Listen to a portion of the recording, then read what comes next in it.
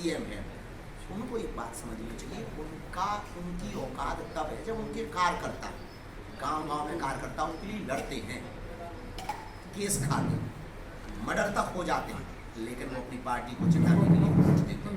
वही जब उनके नेता बनते हैं उनको इग्नोर करते हैं, हमें तो बुरा लगता है। हमारी कथा में जो 1 लाख लोग आ रहे हैं, बागेश्वर धाम की महिमा मंच पे आने वालों से नहीं है।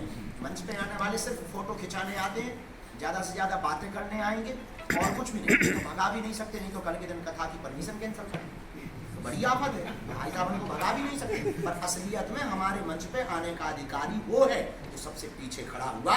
बागेश्वर बाबा को दिखाई नहीं पड़ रहा, न बाबा ने उसको देखा है, और दूर से एलईडी में देख करके हाथ जोड़ लेता है और बचनों को ही नजदीक मान करके सुनकर आंसू बहाकर घर चला जाता है। उस मंच पर आने का अधिकारी 26 फरवरी 2025 को पुनः 251 बेटियों का विवाह है। 101 आदिवासी बेटियां हैं जिनके माँ बाप नहीं है वो। और इस बार हमने एक नया प्रयोग किया है। इस साल 2025 में 26 फरवरी को महाशिवरात्रि को जो बेटियों का विवाह होगा, प्रत्येक दलित पिछड़े दूल्हों को हम घोड़े पर बैठाएंगे और खुद लट्ठी लेकर के बगल में खड़े होंगे। हम देखते हैं कौन गुंडा है जो उन बेटों को नीचे उतारेगा। वैष्णव का प्रवेश बंद हो तो गैर हिंदुओं का प्रवेश बंद हो, महाकुंभ में ऐसे क्या जितने पर्व अपने आते हैं देश भर के हिंदू पर्व सबके लिए नहीं। हमने महाकुंभ में गैर हिंदुओं गैर सनातनियों की दुकान की रोक लगाने पर हमने प्रतिबंध किया था, ना कि प्रवेश पर। कोई आना चाहे उसकी आस्था है। इस देश में रहीम को भी स्वीकार किया, रस खान को भी स्वीकार किया। तो हम ऐसा नहीं कह सकते कि गैर वो कोई नया हो, सब आ सकते हैं। पर हमने धंधे की बात की।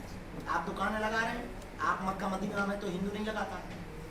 आपकी जो वो आते हैं मुहर्रम वगैरह आते हैं, उसमें तो हमारे कपड़े नहीं बिकते हैं, हमारे गरीबों के कपड़े नहीं बिकते हैं। चादर आप हमसे नहीं खरीदते हो, फिर हम आपसे क्यों खरीदें?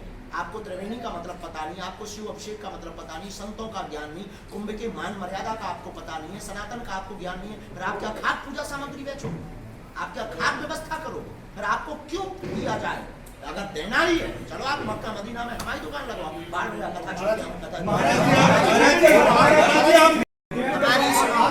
बहुत हो गए।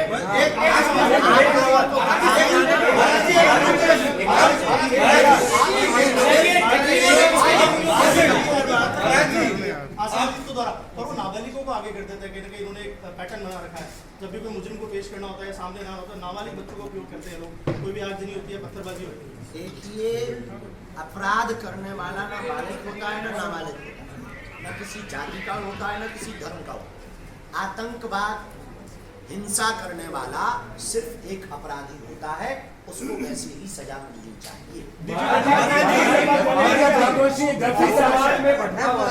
संत उन्हें दिशा देते हैं, जब से समाज में बढ़ता हजारों सालों से ये, अभी लगता है कलयुग में संत वो द्वैत जो है समाज में जो भटकाव आ रहा है, पांडाल बहुत बड़े, लाख लोग आ रहे हैं, और यौनाचार बढ़ रहा है, व्यभिचार बढ़ रहा है, और करप्शन बढ़ रहा है, क्राइम बढ़ रहा है। तो क्या संतों का प्रभाव जो समाज को होना चाहिए वो खत्म होता नहीं? दोनों पैरेलल चलते, दोनों की रेस चलती है, सकारात्मक और नकारात्मक, पॉजिटिविटी और नेगेटिविटी। साधुओं का एक अपना दायरा है और शैतानों का एक अपना दायरा। धर्मात्मा और अधर्मात्मा दोनों अपने अपने दायरे से काम। पहले भी ये होता था, अंतर इतना था, पहले मीडिया नहीं था तो बातें पता नहीं लगती, अब व्यापक रूप से पता नहीं चलता। दूसरा, साधुओं का वो महत्व घट रहा। हम ये तो नहीं कह सकते, इतना कह सकते हैं कि लोग सत्य सुनना नहीं चाहते। हम वही कथा केवल सुनाएंगे, कोई नहीं आए, थोड़ा चमत्कार दिखाएं, दरबार लगाने के बहाने हमें सिर्फ हिंदुओं को एकजुट करना है, ना हमें सिद्ध दिखानी, ना हमें सिद्ध बनना, चमत्कारी गुरु बनना। हम आज्ञाकारी चेला बनना पसंद है। आप हिंदुत्व की बात लेकर हिंदुत्व का झंडा लेकर महाराज जी आप महाराज जी आप सनातनता और हाथ नीचे करने में केवल एक ही दिन दिव्य दरबार रखा गया है, क्योंकि ऐसा नहीं हो सकता, उसकी मर्यादा होती है और हर जगह एक ही। महाराज जी आप वो बातें अच्छा हमारी सुन नहीं आएंगे और धक्का मुक्की नहीं महाराज जी या फिर आप लोग खड़े रहो। इस तरफ से फोटो खिंचवा महाराज जी, सबको कथा में आना है।